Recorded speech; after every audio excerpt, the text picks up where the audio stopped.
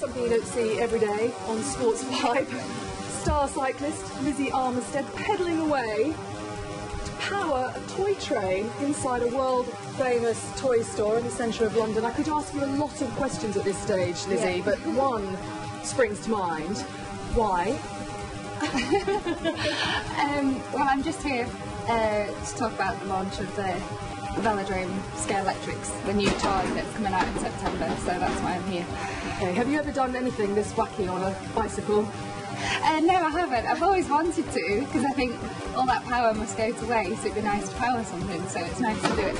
So when somebody rang you up and said, Lizzie, we've got an idea, and they outlined the scenario, you're going to be pedalling away on your bike inside Hamleys, powering a train set, what was the first thing that came to mind? That sounds like a lot of fun. Yeah, something new. It's quite fun, yeah. We thought initially you were going to be doing it in the shop window. That would have been quite novel as well, wouldn't it? Yeah, that would have been a bit more daunting, I think. A bit more pressure. Lots of people waving at you from Oxford Circus. Yeah, exactly. Do you want to hop off? We'll give you a breather. There you go. You're an interesting story, actually, because I was reading up about you, and you only started cycling when you were 16, is that right? Yeah, I just started when I was 16 on the sort of off chance a talent identification programme came to the school and gave us all a go on bikes, and I was pretty good, and it went from there, really. Because most 16-year-olds, or 16-year-old girls anyway, they're sort of getting a soft spot for boys and getting up to all sorts. What made you that little bit different, do you think? Well, I'm not really sure. I mean, it was just the opportunity that came up and I said yes, and then from there I met a whole new group of friends and all like-minded people. They all had to be focused as well, so it wasn't really a problem for me to stop with the soft spot for boy thing. Can you remember the first bike you ever had?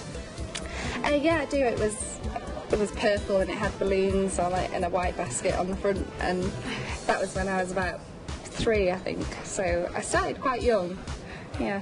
It had a name, didn't it, that bike? Yeah, it's called Poppy. Yeah, it had Poppy on the front of it, yeah. Have you still got it? No. That went probably to one of my cousins or something along the way. You're only 22 now, and you've got an impressive list of major medals. I mean, what's given you the most satisfaction so far? Because it seems to have happened very quickly for you.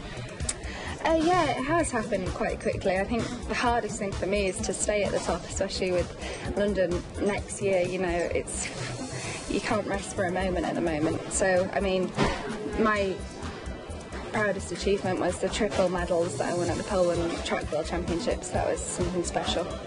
You race on the road as well, don't you? And the road race for the London Olympics is actually going to start and finish not a million miles away from here. I mean, do you literally sleep, eat and breathe 2012 at the moment?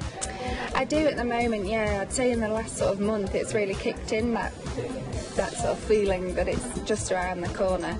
I think with the summer weather and that sort of thing, you know, it's really in the forefront of my mind at the moment. You've been online and had a look at the route, because it goes through Richmond Park, out into Surrey. I mean, lots of people are going to be able to stand at the side of the road and cheer you on, aren't they? Yeah, there's a test event actually in August on the course, so I'm going to go in a car behind the race, so I can really see it firsthand what it's going to look like. Now, I've got a racing bike. I clip into the pedals like the pros as well, full lycra. But I tend to do daft things, like forget I'm clipped in and fall off and I'm lying in the side of the road like a dead ant. Please tell me that's happened to you as well. It did in the beginning, yeah, with the clip-in pedals. My mum's actually just bought some clip-in pedals and it's quite funny to watch, but you know, it's like anything, you get used to it, and once you can do it, it's like riding a bike, as they say. Have you done anything embarrassing whilst on a bike? Not that I can think of. I mean, I've had plenty of crashes, but that's part and parcel of being a racer, but not anything too embarrassing, I hope. I think you're hiding something. Did you not once knock a fellow competitor off her bike at a major event? Bump into her? Possibly. I mean, that's probably happened a few times. Yeah, I mean, that is part of bike racing, you know. People knock you off, you knock them off. It's, you know, accidents happen, as they say. You have to be brave. I mean, I know when I take my bike out around Richmond Park, there's one particular hill which is horrendous to go up, but it's great when you go down, except you can pick up speed quite quickly. It's dangerous, isn't it, at times? Yeah, it is a pretty dangerous sport, yeah, but that's the part of it that I love, you know, the skill factor of cycling. People underestimate that, and you do reach high speeds and you need to be very skillful, so that's what I love about the sport. Tell me what it's like then when you're going high speed on your bike. Can you give me a little bit of an idea of what actually kicks in inside you when that's happening? I suppose it's a little bit like driving a car fast, you know, when you get the line through a corner right and that kind of thing. It's a sense of adrenaline and just, you know, you're so focused, you don't have time to think much, you're just in the zone, and I love that part of it. It must be really dull though sometimes when you're out on long training runs. And Paula Radcliffe runs about 140 miles a week to stay in shape for the marathon, but what's it like when you're out on long runs? It must get a bit dull at times, doesn't it? Particularly being a British cyclist, yeah. I mean, a lot of my training in the winter is done in Manchester in pretty grim weather, so that's testing, but that's all part of the commitment to be where I am, unfortunately. I get told off sometimes because I listen to music when I'm cycling, and you have to be a bit aware of the traffic. Do you listen to music when you're training? No, not at all, no. I mean, I'm travelling at about 30 miles an hour, so I need to be very aware of what's going on. I'd never ride with an iPod, no. Okay, that's good advice. And I guess after watching what happened to James Cracknell as well, you'd never ride without a crash out either? Absolutely not, no. I think it's crazy to... I mean, I wouldn't dare ever ride my bike without a crash out now. I've broken too many helmets in crashes to not ride with one. Can you give us a list of the things you've broken over the years? Touch wood, I've broken no bones. Wow. So, just lost a lot of skin. I've got quite a few scars to show for it, but no bones. Now, you were cycling in China recently where you did extremely well. How do you manage with all the logistics of it, with your bike and your luggage and all that kind of stuff? Have you got some nice little man who does it all for you? He's quite a big man, actually. Oh. No, I mean, I ride for a professional team, so it's, you know, I don't have to take care of any of that. I have a training bike at home and a race bike with the team, so I never travel with a bike, which is very handy, and that's all taken care of. I just need to turn up at the airport on time. And you're any good at that? No, I mean, I'm going to learn my lesson one day when I miss a flight, but until then I'll always leave it till the last minute. And when you were in China, what did the Chinese make of all these very fit professional cyclists tearing around the streets in their lycra?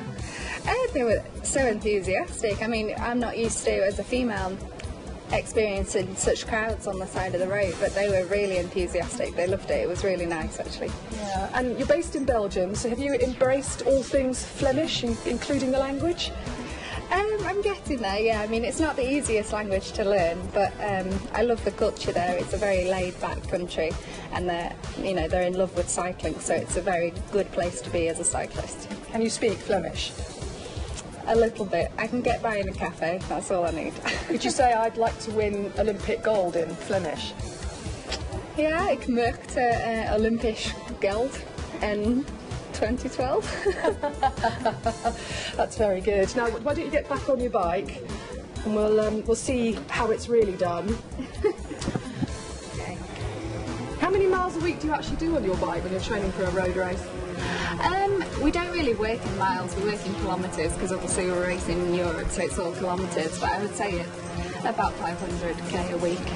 And when you look back on your 16-year-old self, are you amazed at how far you've come in such a short space of time? Yeah, it still takes some getting used to. I mean, I never thought I'd be in, the Olympics in 2012, so yeah, I'm just going with the flow at the moment. Absolutely. Now, here's an idea. How about you come back at Christmas time and power the lights on Oxford Street? Do you fancy that? Yeah, that would be nice, yeah. Christmas break in London, why not? Good for you. Thank you for speaking to Sportsvibe. It's lovely to meet you. You too, thank you.